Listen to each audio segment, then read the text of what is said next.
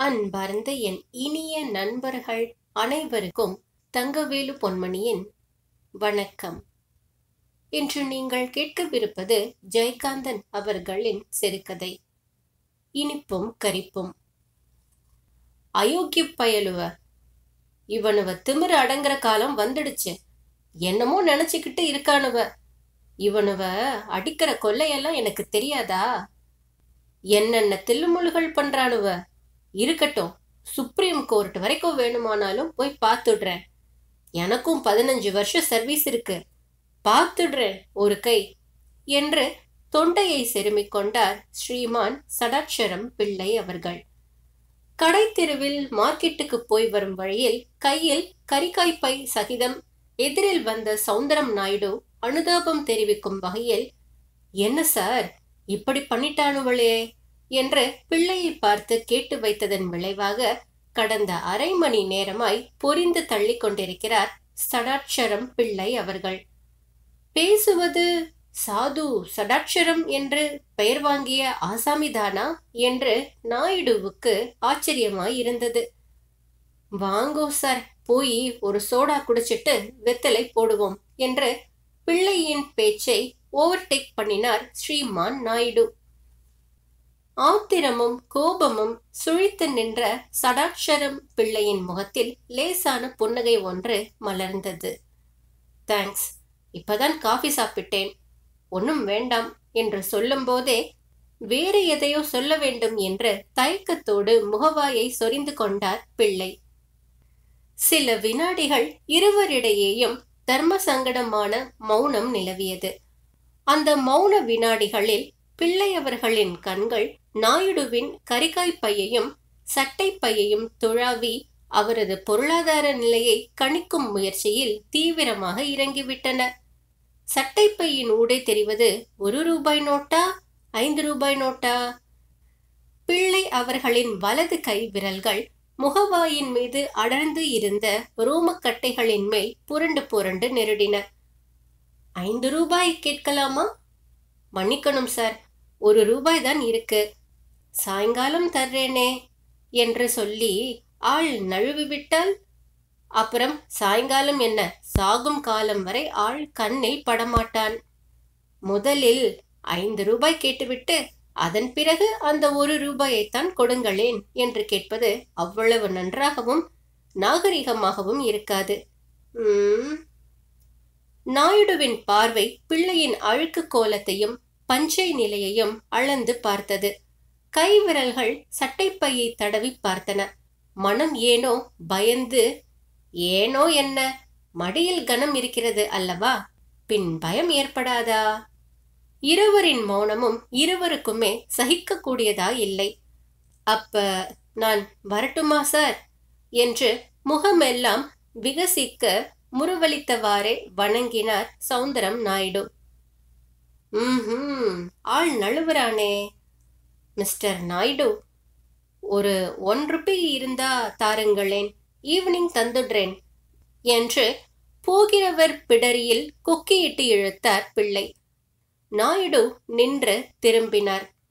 ஓ, அதுக்கென்ன, மெதுவாவே தரலாம், don't worry என்று அலட்சியத்துடன் கூறி நாயுடு பைக்குள் கைவிட்டு அடுக்காக இருந்த 4 ஒற்றை ரூபாய் நோட்டுகளிலிருந்து ஒரு நோட்டை எடுத்து கொடுத்தார். அடடா, 2 கேட்காம போனோமே என்று மனசிற்குள் தன்னைத்தானே கடிந்து கொண்ட பிள்ளை புத்தம் புதிய சலவை நோட்டை திருப்பி திருப்பி பார்த்து கொண்டே குனிந்த தலை நிமிராமல், உங்க உதவிக்கு ரொம்ப தேங்க்ஸ் என்று தம்முடைய மன நிறைவை நாயுடுவுக்கு காட்டிக் கொண்டார். 4 ரூபாய்க்கும் மோசம் வந்து விடுமோ என்று இருந்த அச்சம் நீங்கிய திருப்தி நாயுடுவுக்கு. இதெல்லாம் நமக்குள்ள என்ன சார் என்று தமது தாராள மனத்தை திறந்து காட்டிய நாயுடு பிள்ளை அவர்களிடமிருந்து விடை பெற்று கொண்டு விட்டால் போதும் என்று திரும்பாமல் ஓடினார். கையில் இருந்த ரூபாய் நோட்டை சற்று நேரம் விரித்து பார்த்தவாறே நின்று கொண்டிருந்தார் ஸ்ரீமான் சடாட்சரம் பிள்ளை. 1 ரூபாய், இதற்குத்தான் காலையிலிருந்து எவ்வளவு பாடு. கேவலம் 1 ரூபாய் காசு இல்லாமல் அவர் கண்களில் கரித்து நிரம்பிய கண்ணீர் திரை பார்வையில் நின்ற நோட்டை மறைத்தது. மேல் துண்டால் நெற்றியையும் கண்களையும் துடைத்துக் கொண்டார். ரூபாய் நோட்டு அவரை பார்த்து சிரித்தது. இதை கொண்டு 6 ஜீவன்கள் ஒரு வேளை பொழுதை கழிக்க முடியுமா? முடியலாம். இந்த மாசம் பூராவும் இந்த நிலைதானா? எப்படித்தான் கழியுமோ? ஒரு நீண்ட பெருமூச்சு. இந்த மாசம் எப்படியாவது பல்லை கடித்து கொண்டு தள்ளிவிட்டால் அடுத்த மாசம் சஸ்பெண்ட் செய்து வைத்த நாளுக்கும் சேர்த்து கறந்துட மாட்டேனா? அதோட விடப்படாது. இந்த பயலுவளை பூண்டோட ஒழிக்காமல் விடுறதில்லை என்று வர்மம் உரைத்தவாறே நடந்தார். அவருடைய சோர்ந்த முகத்தில் மீண்டும் ஆத்திரமும் கோபமும் சுழித்துக் கொண்டன. சென்ற நூற்றாண்டில் சேகரித்த பொது பணத்தை சேகரித்த காலத்தில் இருந்ததை விட பல மடங்காய் விஸ்தரித்துக் கொண்டு குறிப்பிட்ட 10 பெரிய மனிதர்களின் மேற்பார்வையில் செழிப்போடு செயலாற்றி வரும் வெகுஜன சபாவில் 15 வருஷமாக குமாஸ்தா உத்தியோகம் புரிந்து வருகிறார் ஸ்ரீமான் சடாட்சரம் பிள்ளை. சடாட்சரம் பிள்ளை அவர்கள் தமது 25வது வயதில் அச்சபாவில் 30 ரூபாய் சம்பளத்துக்கு வேலையில் அமர்ந்தார். அதன் பிறகு இந்த 15 வருஷ வாழ்வு பாதையில் மனைவி என்ற துணை பெற்று 4 வாரிசுகள் என்ற சுமை ஏற்று நடந்து நடந்து மாசம் ரூபாய் 75 என்ற மைல்கல்லைத்தான் அவரால் எட்டிப்பிடிக்க முடிந்தது. அத்துடன் அவர் வாழ்க்கையில் குறிப்பிடத்தகுந்த மாற்றம் ஒன்று நிகழ்ந்திருந்ததை குறிப்பிட்டு விட்டால் வேறு மாற்றங்கள் எதுவும் இல்லை என்று ஒருவாறு திருப்தி அடையலாம். அதாவது சமீப காலமாக அவருக்கு தலை மட்டுமல்லாமல் தாடியும் நரைக்க ஆரம்பித்து விட்ட மாற்றம்தான் அது. மற்றபடி வாழ்க்கை பழகிய ஒரே பாதையில் போய்கொண்டு இருந்தது. ஆம், இருந்தது. அவர் வேலை பார்க்கும் வெகுஜன சபாவுக்கு கட்டிடங்களின் வாடகை, தியேட்டர் மூலம் வருமானம், லைப்ரரி மாத சந்தா, அங்கத்தினர் ஆண்டு சந்தா என்று பல வழிகளில் மாத வருமானம் ஆயிரக்கணக்கில் வந்து கொண்டிருந்ததால் ஒவ்வொரு வருஷமும் தலைவர், செயலாளர், பொக்கிஷதாரர், கமிட்டி அங்கத்தினர்கள் தேர்தலுக்கு பலத்த போட்டிகளும் பொறாமை பூசல்களும் சண்டை சச்சரவுகளும் இருந்ததில் ஆச்சரியம் ஏதுமில்லை. சர் பட்டம் பெற்று துறந்த பரமானந்தம் பிள்ளை என்ற பெரிய மனிதர் ஒருவர் 30 வருஷ காலமாக மேற்படி சபாவின் ஜனநாயக சர்வாதிகாரியாக விளங்கி வருகிறார். இவரை சூழ்ந்து சமய முழப்படிக்கெல்லாம் சதிராடி தாளம் போட்டு தலையாட்டி வரும் இவரை போன்ற வாலருந்த கிழ நரிகளான சரிகை தலைப்பாகைகளும் சமீபத்தில் அவற்றை நீக்கிய கதர்குல்லாய்களும் இத்தியாதி வகையறா பிரமுகர்களும் கூடி இட்டது சட்டம் ராயர் துரைத்தனம் என்று கொட்டுமடித்து வருவதைக் கண்டு எங்கும் போல் அங்கும் சிலர் வயிறெறிந்து கொண்டுதான் இருந்தனர். சென்ற ஆண்டு தேர்தலில் இந்த பழைய பரம்பரை ஆட்களை எதிர்த்து சில புதிய பரம்பரை இளைஞர்கள் போட்டியிட்டனர். அந்த புதிய பரம்பரையினரை ஆதரித்து மும்முரமாய் தேர்தல் வேலை செய்த ரகசிய குழுவுக்கு தலைவராய் நின்றிலங்கிய பெருமை ஸ்ரீமான் சடாட்சரம் பிள்ளையை சாரும். இதில் ரகசியம் ஏனோ எனின், ஸ்தாபன ஊழியர்கள் தேர்தல் கோஷ்டிகள் எதிலும் சேரக்கூடாது என்று பதவியில் இருக்கும் கோஷ்டி அறிவித்து உள்ளதுதான். ஆமாம், ஊழியர்களுக்குத்தானே ஊழலும் தெரியும். பிள்ளை அவர்களின் போதாத காலமோ பொல்லாத வேளையோ அவரால் ஆதரிக்கப்பட்டவர்கள் அனைவரும் ஒரு சில ஓட்டு வித்தியாசங்களில் தோற்று போயினர். சடாட்சரம் பிள்ளையின் ரகசியங்கள் எல்லாம் பிரசுரமாயிற்று. அதன் பலன் ஏதேதோ பொருத்தமற்ற பல காரணங்களை காட்டி அவருக்கு சஸ்பெண்ட் நோட்டீஸ் கொடுக்கப்பட்டது. காரிய கமிட்டியில் விசாரணை நடத்தி பொதுக்குழுவில் தீர்ப்பளித்த பின்னரே அவர் மீண்டும் வேலைக்கு எடுத்துக் கொள்ளப்படுவார். அந்த நோட்டீஸை கண்டதும் பிள்ளை அவர்கள் கோபப்பட்டார், கொதித்து குமரினார். கண்டவர்களை எல்லாம் நிறுத்தி, இவர்களை நான் சும்மா விடமாட்டேன், சுப்ரீம் கோர்ட் வரை போய் பார்த்து விடுகிறேன் என்ற ரீதியில் சத்தம் போட்டார். அந்த ஆசாமிகளை தொலைத்து கட்ட வழி தேடினார். என்ன செய்து என்ன பயன்? ஒரு மாதம் சம்பளம் இல்லாமல் வீடு சின்ன பின்னப்பட்டது. பிள்ளை அவர்களுக்கு கடன் கொடுத்து உதவ நாதி இல்லை. உங்களுக்கு ஏன் வீண் பொல்லாப்பு? 4 பேரை போல நமக்கென்ன என்று இருக்கப்படாதோ என்று வீட்டில் மனைவி இடித்தாள். நண்பர்கள் எங்கே கடன் கேட்பாரோ என்று பயந்தும் வெகுஜன சபா நிர்வாகிகளின் பண்டவாளங்களை எடுத்து விளாசி பிரசங்கம் செய்வாரோ என்று அஞ்சியும் பிள்ளையை கண்டு ஒதுங்கி ஒளிந்து நழுவி ஓட தலைப்பட்டார்கள். பொதுவாக எல்லோரும் இது ஒரு கிறுக்கு, யாரையாவது திட்டாவிட்டால் மனுஷனுக்கு பொழுது போகாது என்றே பிள்ளையவர்களை பற்றி அபிப்பிராயப்பட்டு வந்தனர். உலகமே அசட்டுத்தனத்தின் விளைவு, அயோக்கியத்தனத்தின் உற்பாதம் என்று தோன்றியது பிள்ளைக்கு. கெட்ட ஜாதி பயல்கள், காக்காய் பிடித்தே காலம் தள்ளும் மானம் கெட்ட ஜென்மங்கள், சுயநல புழுக்கள் என்று மனசிற்குள் சகட்டு மேனிக்கு வைத்து தீர்த்தார் சடாட்சரம். என்றாலும் 5-10 கைமாற்றுக்கு அவர்களைத்தான் நாடி செல்ல வேண்டி இருந்தது. இருக்கட்டும் இருக்கட்டும், பயல்களை பூண்டோடு தொலைத்து விடுகிறேன், இவன்களை ஒழிச்சு கட்டினாத்தான் நிம்மதி என்று மனசிற்குள் கருவி கருவி மனுஷனுக்கு முகமே கோரமாக வக்கரித்து கொண்டது. இத்தனை வருஷமா வேலை பார்க்கிறாரே, ஒரு சின்ன தவறு, ஒரு குறை, ஒரு கருப்பு புள்ளி, ஒரு வார்னிங் என்றெல்லாம் பிள்ளையவர்களின் உத்தியோக ரெக்கார்டில் பார்க்க முடியுமா? பேசலாமா? அப்படிப்பட்ட தன்னை, 15 வருஷ சர்வீஸ் உடைய சீனியர் ஹேண்ட் ஆகிய தன்னை அனாவசியமாக தான் தோன்றித்தனமாக சஸ்பெண்ட் செய்து வைத்திருப்பதை நினைக்க நினைக்க அவருக்கு ஆத்திரம் பற்றி எரிந்தது.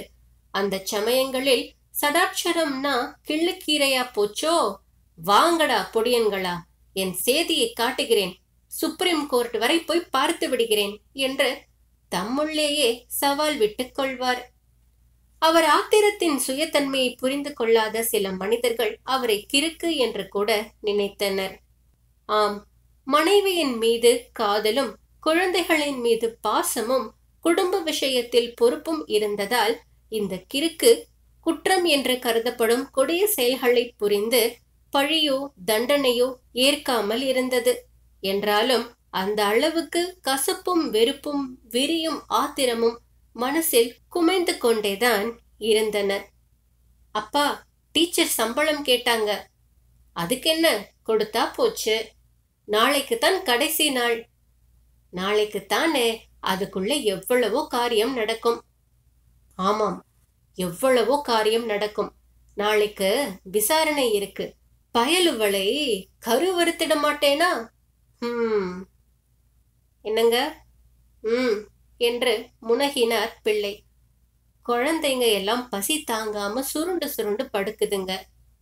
இன்னைக்கு ஏதாவது கிடைச்சதா? 1 ரூபாய் கிடைச்சது. 1 ரூபாய் தானா? ஆமா, இத வச்சு இன்னைக்கு பொழுது தள்ளிடலாம். நாளைக்கு தானே, அதுக்குள்ள எவ்வளவோ காரியம் நடக்கும். பால்காரன் காரியமும் வாடகைக்காரன் காரியமும் நடந்தா சரிதான். இந்த மாசம் மாத்திரம் பல்லை கடிச்சு பொறுத்துக்க சொல்லு. அடுத்த மாசம் எல்லாத்தையும் சேர்த்து கொடுத்துடலாம்.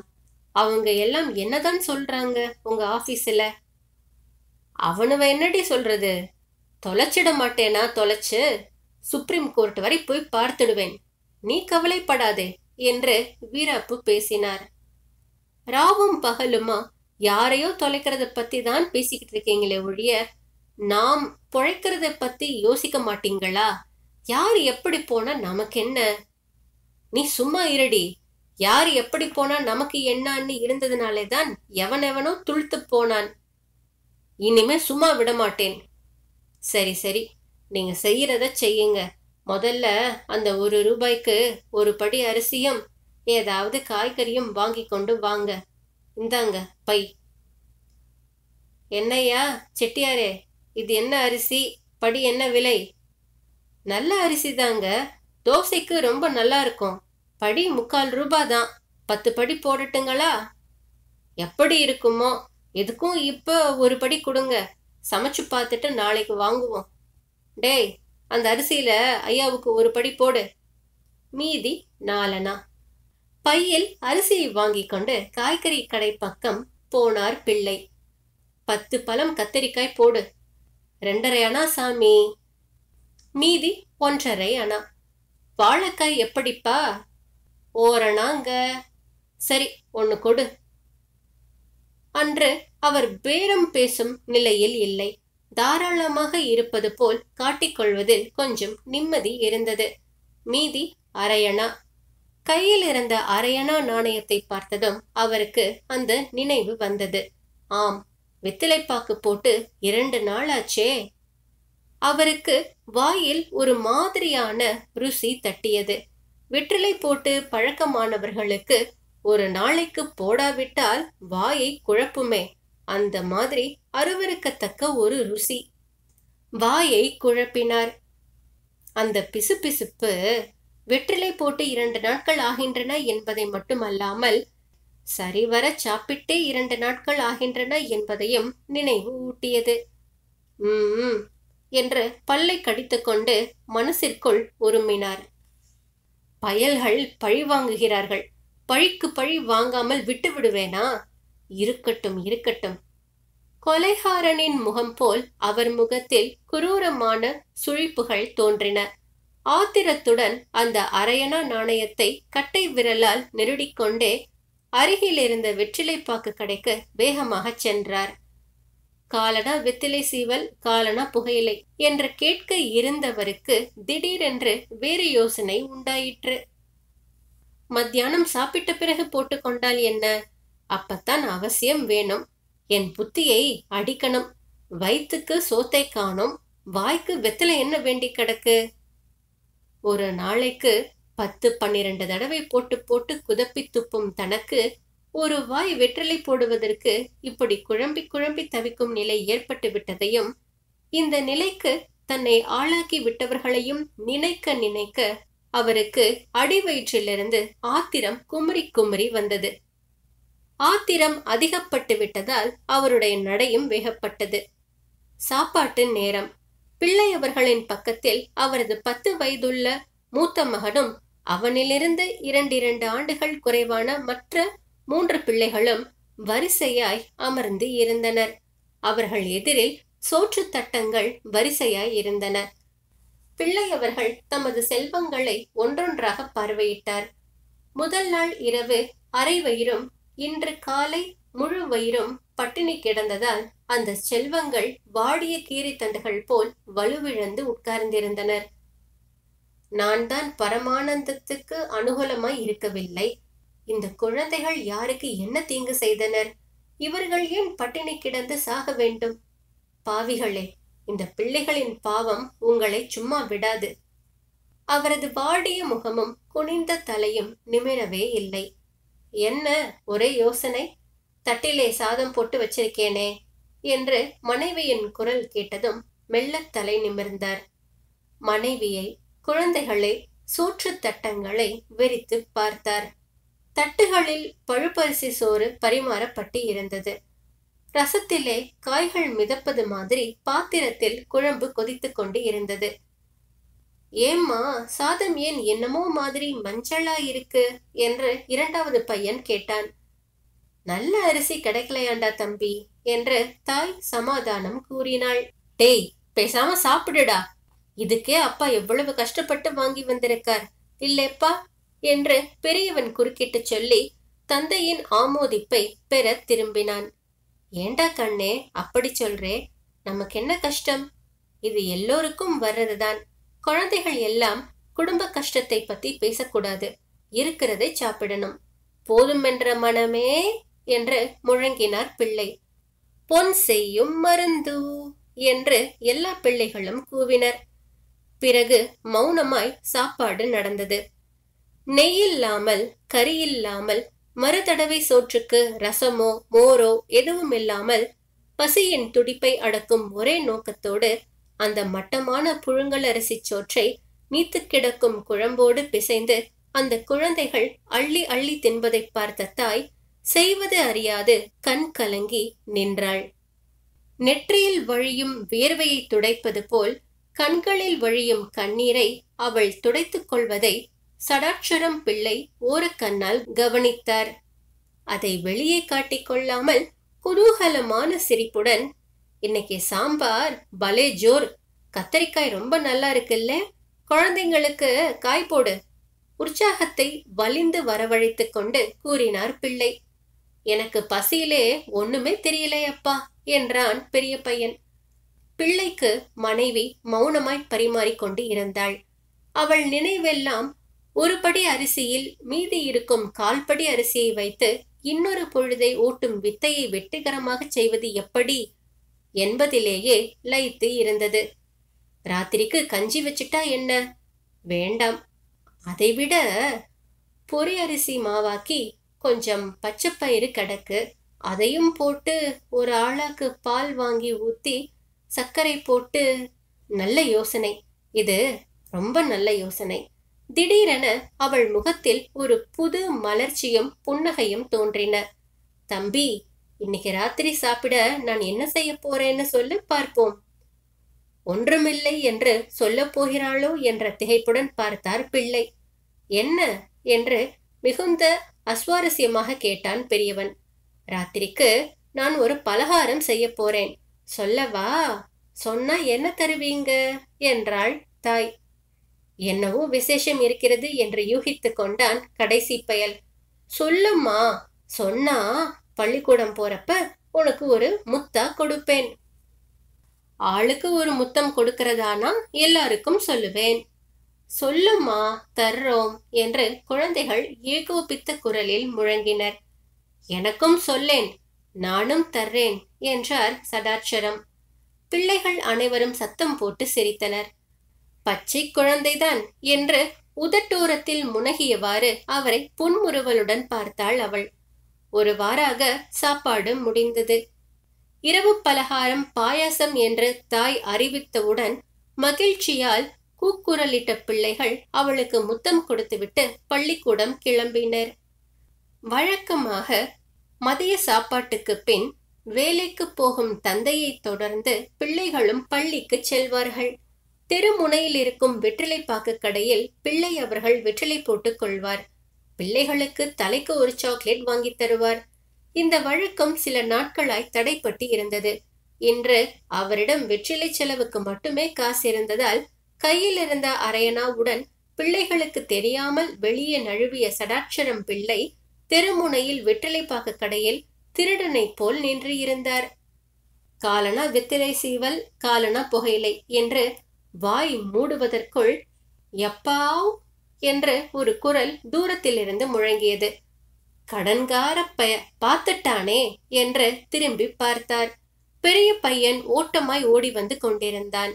சரி, புகையில யார்கிட்டையாவது கொஞ்சம் வாங்கிக்கலாம் என்று நினைத்து வெத்திலை சீவல் மட்டும் காலனாவுக்கு ஒரு சாக்லேட் என்றார் பிள்ளை. ஓடியாங்கடோய், சாக்லேட்டடா என்று மற்ற இருவரையும் திரட்டிக் கொண்டு ஓடி வந்தான் இரண்டாவது பயல். பிள்ளைக்கு எரிச்சலாய் ஆத்திரமாய் வந்தது. 4 பேருக்கும் ஆளுக்கு ஒரு அறை வைத்து துரத்த வேண்டும் போல் இருந்தது. யப்பா, எனக்குப்பா, எனக்குப்பா மிட்டாயி என்ற நச்சரிப்பு. சத்தம் போடாம இருங்கடா, எல்லாருக்கும் தர்றேன். காலனாவுக்கு 2ல அந்த ஆரஞ்சு மிட்டாயிலே 4 கொடுங்க. ஆளுக்கு ஒரு மிட்டாய். குழந்தைகளுக்கு ஒரே குதூகலம். அப்பா டாட்டா டாட்டா என்று புத்தக பையை இழுத்து தோளில் மாட்டிக்கொண்டு கைகளை ஆட்டிக்கொண்டு பிள்ளைகள் ஓடினர். அவர்களுக்கென்ன, மனசில் ராத்திரிக்கு சாப்பிட போகும் பாயாசம் இனித்தது, வாயில் இருக்கும் மிட்டாய் இனித்தது. அவர்கள் வாழ்க்கையாவது என்றும் இனிப்பாய் இருக்கட்டும் என்று நினைத்த பிள்ளையின் கன்னத்தில் வடிந்து வழிந்த கண்ணீர் வாய்க்குள் இறங்கி கரித்தது. சி, என்ன கஷ்ட காலம் இது! என்ன ஒரு பெரிய ஆசை! சாப்பிட்ட வாய்க்கு வெற்றிலை போட்டுக்கொள்ள கூட முடியாத வாழ்க்கை என்று நினைக்கும் போது தொண்டை அடைத்தது. நெஞ்சிலிருந்து பீறி வந்த அழுகையை வெடுக்கென்று விழுங்கிக் கொண்டார். இருக்கட்டும், இந்த பயல்களை நான் சும்மா விடமாட்டேன். சுப்ரீம் கோர்ட் வரைக்கும் போய் பார்த்துடுறேன். அதுவரை வெத்தலை போடுறதில்லை. ஆமாம் என்று தலையை திடமாக ஆட்டி மனசில் வர்மம் உரைத்துக் கொண்டார். சடாட்சரம் பிள்ளையின் முகம் மறுபடியும் வக்கரித்துக் கொண்டது. இதை கேட்டதற்கு நன்றி. பிடித்து இருந்தால் இந்த சேனலை சப்ஸ்கிரைப் செய்து உங்கள் நண்பர்களுக்கு ஷேர் செய்யவும். இன்றைய பொழுது இனிதாக அமைய நல்வாழ்த்துக்கள். நன்றி.